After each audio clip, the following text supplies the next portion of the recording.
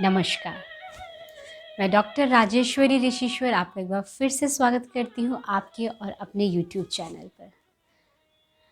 साल 2022 और हिंदी कैलेंडर के हिसाब से माघ का महीना, माघ का शुक्ल पक्ष और गुप्त नवरात्रि का प्रारंभ। मैं हमेशा बात करती हूँ गुप्त नवरात्रि के विषय पर, क्योंकि गुप्त नवरात्रि ये वो समय है परमात्मा के द्वारा दिया गया कि आप अपनी साधना में थोड़ा सा भी अगर एक कदम चलते हैं तो उसमें प्राप्तियाँ बहुत कुछ हो जाती हैं।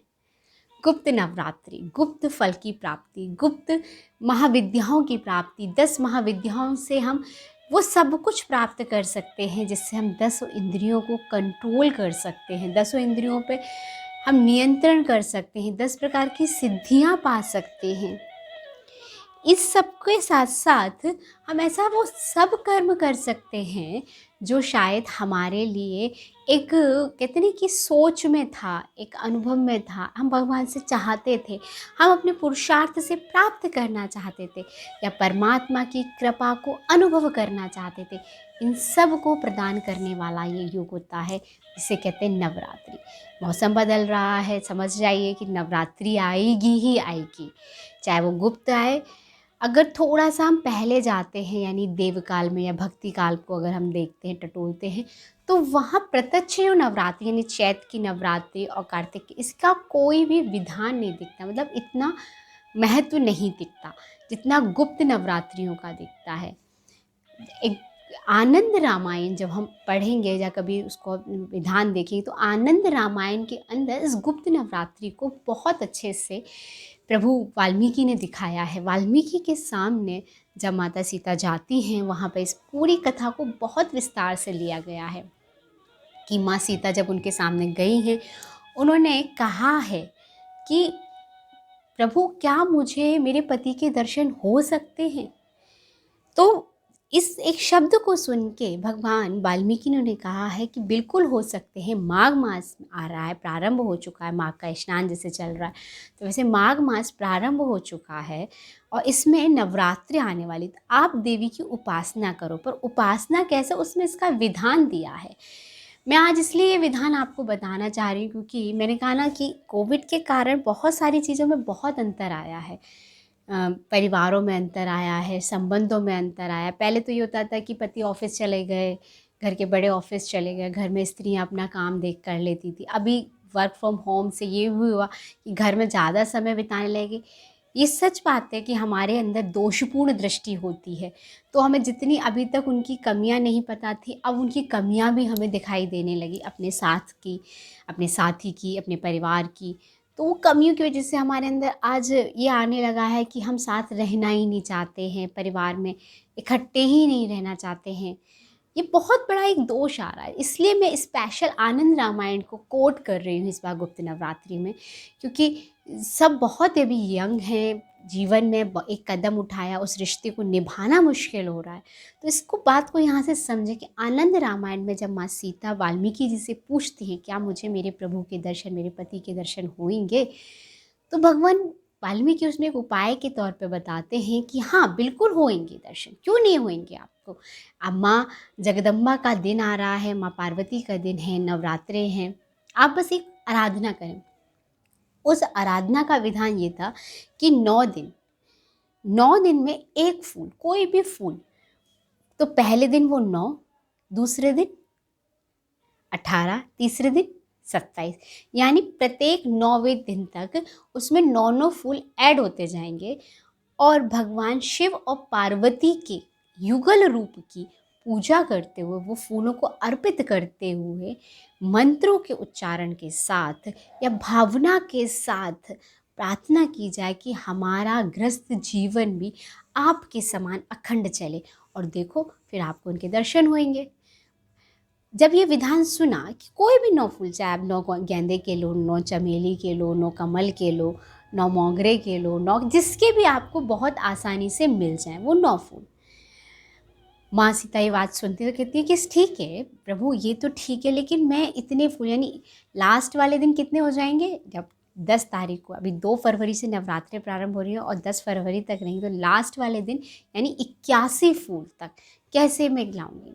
तो इतने में लव और कुश बोलते हैं कि माँ आप चिंता ना करें, आप अनुष्ठान प्रारंभ करें, हम आपके लिए सरोवर से कमल के फूल अवश्य लेके आएंगे।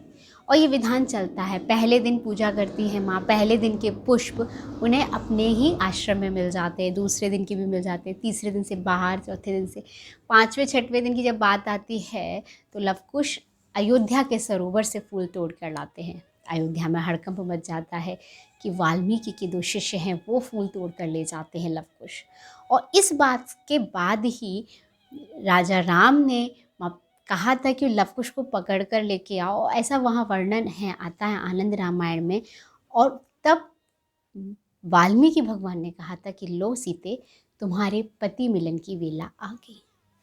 मैं ये विधान इसलिए बता रही कि आनंद रामायण इस सिद्धांत को कहती है कि आप अगर नियम करेंगे, आपके अंदर कितनी भी कड़वाहट हो, वो कड़वाहट बदल कर आपको अपना संबंध एक बार दोबारा से निभाने का गुप्त नवरात्रि मौका देती है।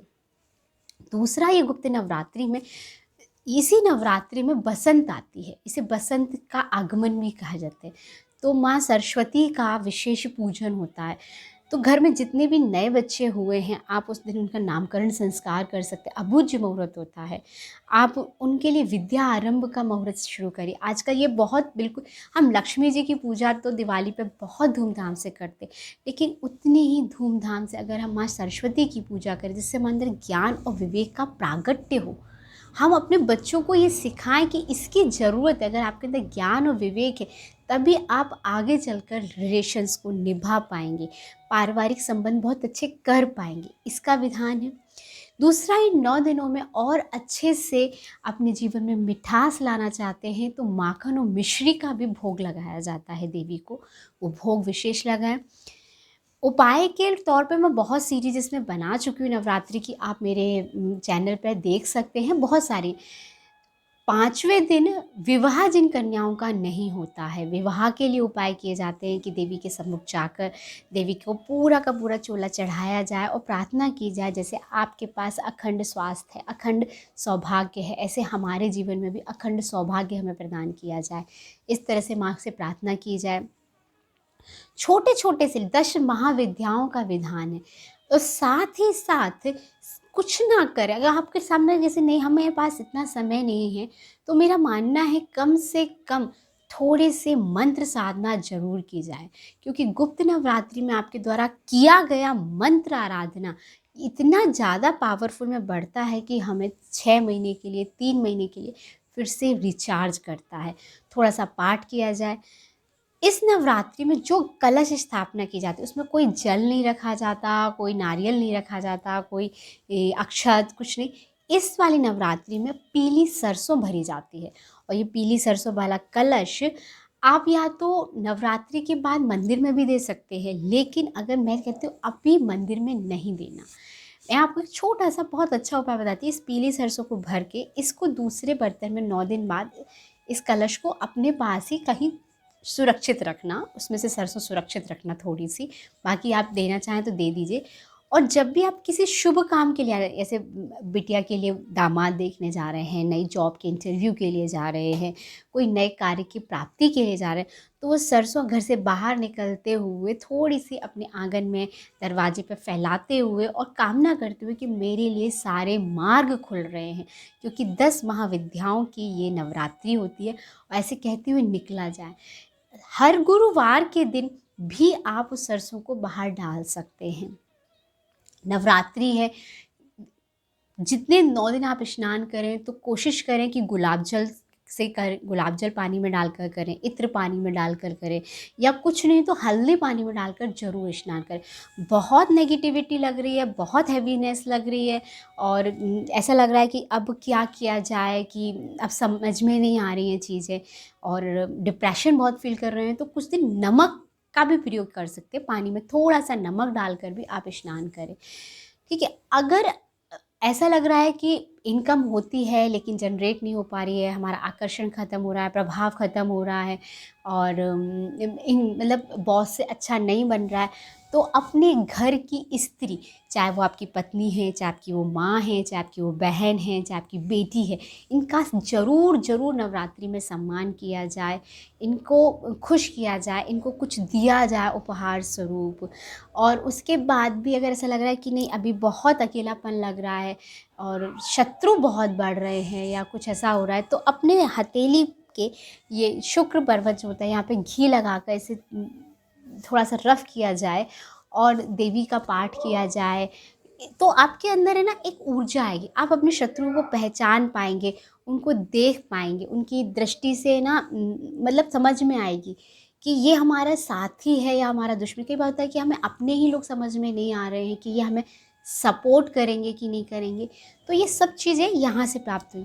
फिर अगर बहुत ज़्यादा आपके जैसे गुप्त शत्रु बढ़ रहे हैं, आपको नहीं पता चल रहा है कि कहाँ से क्या हो रहा है और आप जानना भी नहीं चाह रहे, लेकिन आपको अनुमान है कि कुछ है, कुछ गलत है, तो 4 लौंग, 4 काली मिर्च लेकर और उस पे एक पेपर पे उसका शत्रु का नाम लिख के कपूर के साथ उसकी आहुति दी जाए।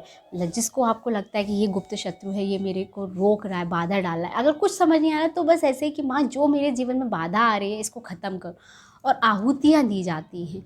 तो ये 21 दी जाएँ या फिर 108 दी जाए, आप अपने हिसाब से इसे चेक करें, लेकिन करें जरूर। गुप्त नवरात्रि में छोटा सा किया गया विधान, आपका सुबह जल्दी जगकर स्नान करना भी, माँ के सामने प्रार्थना करना भी आपको बहुत अच्छी पावर से इन्हेंस करता है। ये माघ का महीना है, शिव का विशेष माह कहा जाता है, क्योंकि शिव की 10 विद्या, पार्वती के 10 रूप, जिसमें हम शिव उनकी आराधना करते हैं।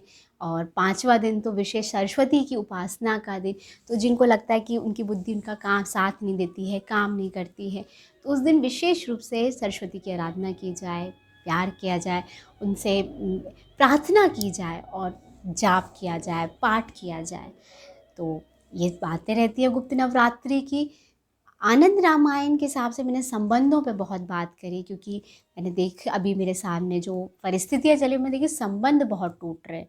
तो संबंधों में मिठास लाने के लिए इस नवरात्रि में ज़रूर माँ को मीठा भोग लगाएं। मैं आशा करती हूँ आपके जीवन में माँ कृपा करे और नई तरीके से, गुप्त रीति से आपको गुप्त मार्ग मिले, गुप्त रास्ते मिले, नई खोज शुरू हो। इसी के साथ जय श्री कृष्णा, जय श्री राम।